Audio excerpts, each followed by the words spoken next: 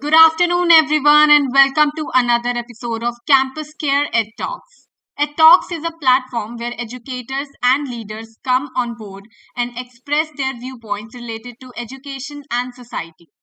A topic for the discussion is how to introduce sensitive topics to students. And to express their viewpoints on the same, we have with us Miss Sneha Rathor, ma'am, CEO of Sanford Group of Schools. A very warm welcome, ma'am. How are you doing? Thank you. Thank you so much for this, opportunity. And I'm doing absolutely fine. And I'm so glad to be here speaking on such an important issue. So, I would really like to extend my thanks to INTAB for creating this wonderful platform where the educators can come out and, give an insight about how really we should raise our kids. Absolutely, ma'am. We are, it's so good to have you here too. So let's start off with the session, shall we? Yeah, yeah, absolutely. So, ma'am, when we talk about these sensitive topics and how to introduce them to the students and what is the right age, so do you think is there any right age to talk about these certain issues, and how do you identify that this is the right age I should be talking to, my students or my children about those topics? So, see, I'll tell you. I mean, it's a very difficult question to answer, to be honest, because talking about sensitive issues and how to really tackle them.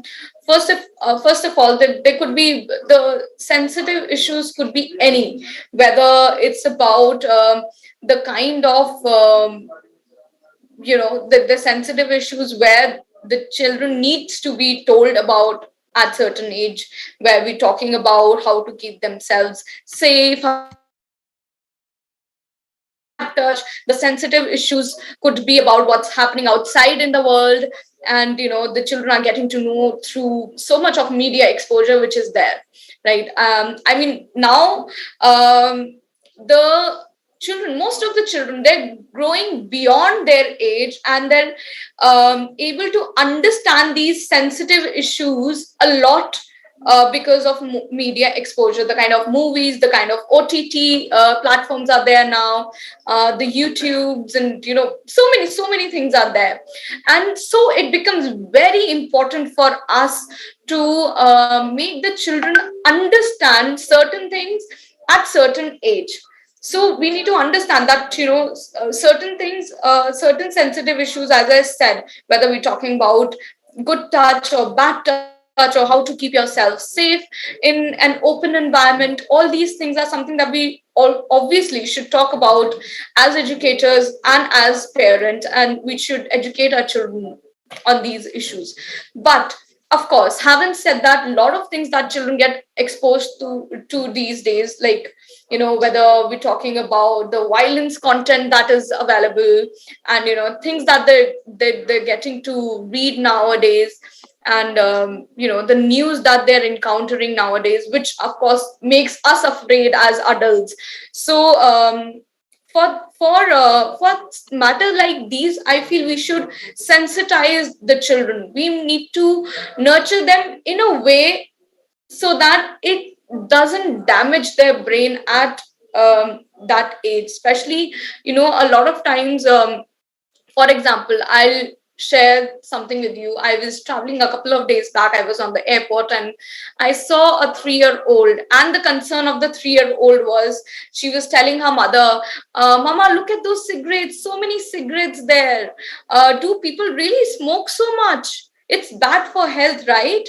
So, I mean, imagine the kind of things that children these days are learning, or the kind of things that they're understanding, that when they see it's there, and you know they feel that it's bad, it's not good for us, but still as human beings that we're doing, and they do not know how to process it in their brains. So this is something where we as adults need to counsel them, tell them that this is bad, this is good, and as a human being, it's it's for us to make choices, especially when the children are getting into teenage. This is where the difficult level really hypes up, because parents, most of the time I see, they're so concerned with their teenage children. They always say that, we don't know, they don't listen to us. First of all, they don't listen to us.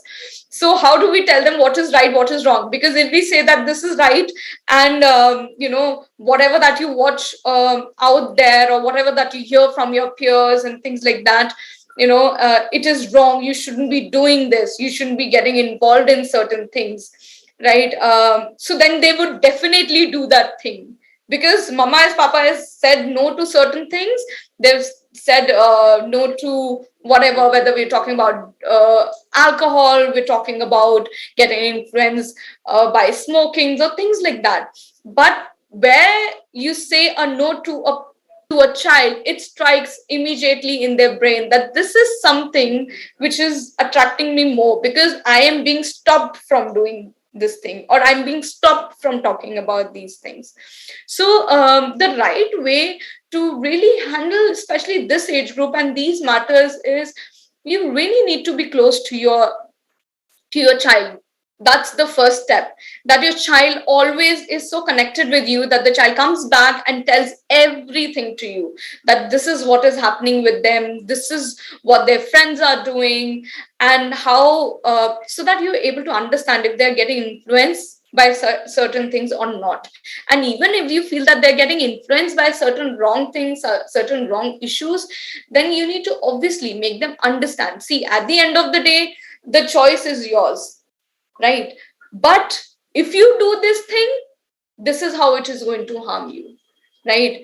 And if you do this thing, this is how it is going to help you grow as a human being.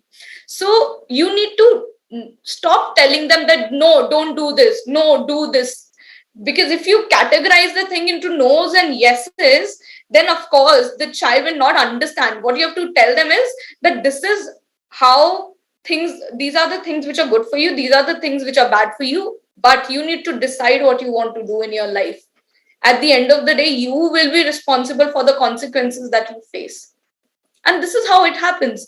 Even if you say no to a child, the child will ultimately do it, right? So when the child does it, first of all, the child is never going to come back and tell you that I've done it, because bachcha to kar chuka hai already. You have said no, and the child will not tell you, because that you have already told no. So agar mummy papa ne na bola hai, to bachcha वापस जाके mummy papa को बताएगा कैसे, they'll get angry.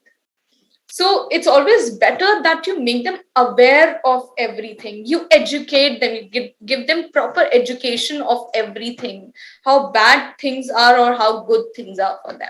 This is what I feel.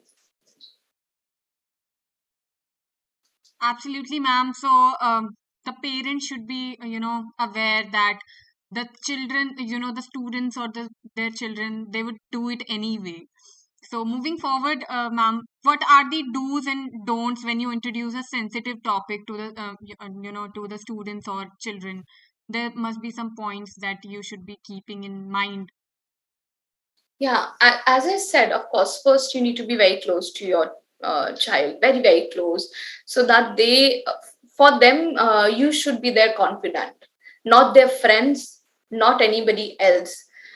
Because most of the time, children tend to find their confidant in their friends, because they feel that whatever they're going to say, they're free to say in front of their in front of their friends, because even if they make a mistake, it's all right. What will friends do? They'll probably listen, or they'll tell you, okay, fine, this was wrong or whatever. But when a parent becomes a confidant, and the child is so feels so safe and secure and sharing their whereabouts of life with their parents, then the child also feels very confident about life, that no matter what, if I make a mistake also, no matter what, I wanted to do it or I didn't wanted to do it, in my because of my peer pressure I have done it, or whatever is the reason, I can always go back to mama and papa and say I've done this wrong, right? So you need to be, first of all, be very, very close to your parents. And similarly, the teachers also need to be very close to each and every child. They need to understand each and every child, Because to groom a child, of course, it's not only academics. A lot has to be done with interpersonal skills. A lot has to be done with how you understand a child um, as a person. What are the characteristics of the child? Is it a child where you sit with the child and you talk to the child and the child understand? Is it a child where you would probably ignore the child, that, oh, I'm angry with you because of certain thing, I don't expect this from you. They're good children also in the class. So when they do something wrong, the teacher feels that, this is what I don't expect from this child. At least ye bacha to ye nahi karega. So first of all, you need to be very, very close also as a teacher also to your um, child. And also one more very important thing that I would like to say in do's and don'ts, right? Please take your child very seriously, as a teacher also, as a parent also. If you feel that your child is facing any kind of problem, right, and they're encountering any kind of issues, because we are living in times which are very, very complex, very complex. We are right now in post pandemic era. We are right now where the adults are facing a lot of difficulties in terms of emotional turmoil and things like that. So similarly, these little ones are also facing certain emotional issues, whether you talk about anxiety, whether you talk about the kind of what do you say, so much of competition is out there. So they feel pressured also, they feel anxious also, they feel depressed also at times. Please understand one thing very carefully. हम लोगों को ये नहीं सोचना चाहिए that if we are only adults, सिर्फ adults को ही depression हो सकता है, adults का ही bad day हो सकता है, adults का ही problem हो सकता है. It's the child also who can face all these things. So if a child needs help in terms of tackling their mental issues, right, you really need to talk out. This is also something very sensitive issues, to talk about their mental health, to talk about their well-being. Because if you don't address it well, it might go wrong. If you think the child needs the help of a counselor, please feel free to take the child to a counselor, right? Because taking a child to a counselor is not a bad thing. It's definitely not a bad thing.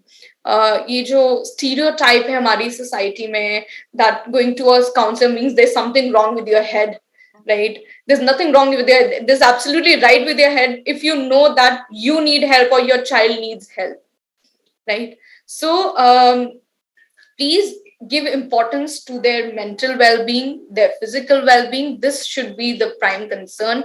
Be never afraid of talking about mental issues or mental health as an adult, because हम लोग बच्चों के सामने ये बातें थोड़ा कम करते हैं, that oh, we are not feeling good about certain things. ये सब टॉपिक बच्चों के सामने बात नहीं करना चाहिए, because it's an adult issue. So that's where I feel that these should be the do's and don'ts.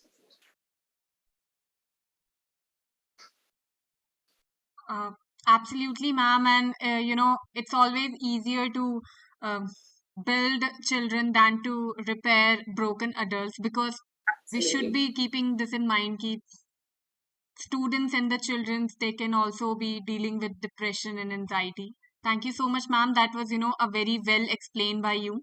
So when we come to sharing the information with the students or the children, so how much is too much? I mean, is there a limit to share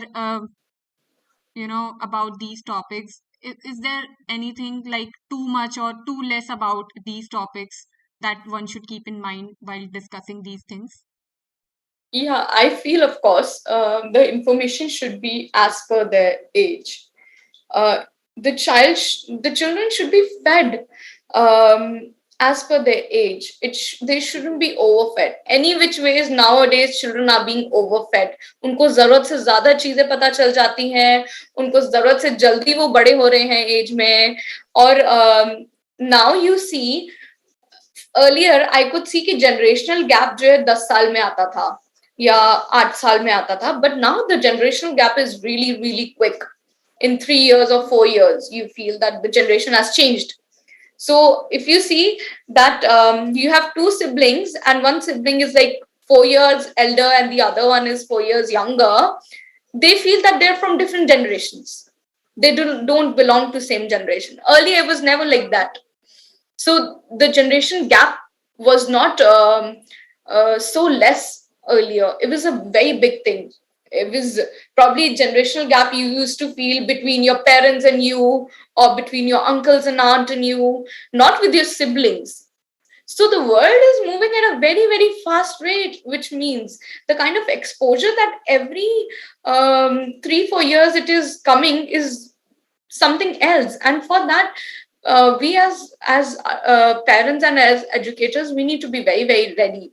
So even if we don't want to give that information, I am saying that बच्चों को उतनी information देनी चाहिए जितनी जिस age में required है. Right, but haven't said that आप इंफॉर्मेशन दो या ना दो, बच्चे को तो इंफॉर्मेशन वैसे भी मिल जाती है. Because if you as a parent आप पुट रिस्ट्रिक्शन कि आप ये प्लेटफॉर्म्स देखोगे, आप सिर्फ अंडर 18 वाला कंटेंट देखोगे, आप सिर्फ इस टाइप के चैनल्स देखोगे, डिस्कवरी किड्स देखोगे, whatever, right. You can put as much barriers as you want, but when they go to their class, when they meet their friends, they'll be children who will be watching whatever is available. So when they come back, they tell, "Acha, you don't know this. This is also what happens." So then the other person feels really left out. Oh, I am this out of the world child क्योंकि मेरे mummy papa तो मेरे को content पे restriction लगा रखा है, तो बच्चे को तो पता चलना ही चलना है. You can't do anything about it. Whether it's about violence, whether it's about drugs, whether it's about whatever, you name it, right? So they'll get to know. It's just that then how you deal with it. You should, of course, grade the content and give the content to the child according to that. But you should also, as I said, should educate the child in a right way. It is very important from the very beginning, so that even if they get exposed to a wrong content, a sensitive content, they know how to deal with it. They are ready to deal with it. So that is more important. Absolutely, ma'am. So, they don't usually, what used to happen in the past, that they don't they expected us to know all about it on our own, Yeah. right? Yeah, so Yeah. that should not be happening in this time. So moving Yeah. forward, ma'am, how do you make sure the discussion is comfortable for everybody in the class or at home? So I think any sort of sensitive discussion, whether it's about gender, or whether it's about all these sensitive issues, drugs and guns and violence, sexual content available, whatever you name, all these sensitive issues. So I think the only way to make it comfortable to give the right information to the child is, of course, through talking about it. See, talking is the best thing that you can do to your child since the very beginning, and that would make the child more comfortable.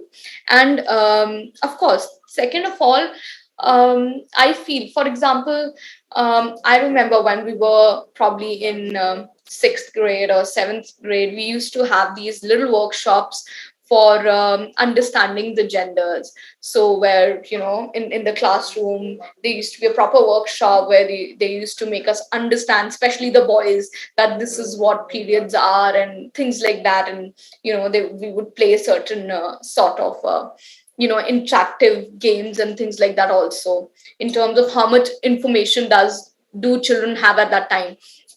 And of course, at that time, it was quite a thing that, nobody talked about it. So now now I believe that this stereotype is still, has gone away now.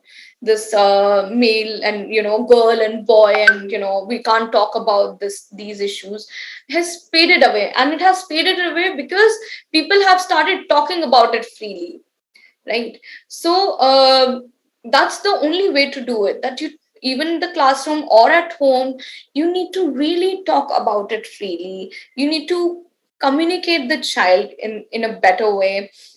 And that's the only way to make the child comfortable. That's the only way to help them give the information. Yeah. Yeah, thank you so much, ma'am. It was, a very wonderful session with you. Thank you so much for sharing your views with us. I hope, the audience enjoyed it as much as I did.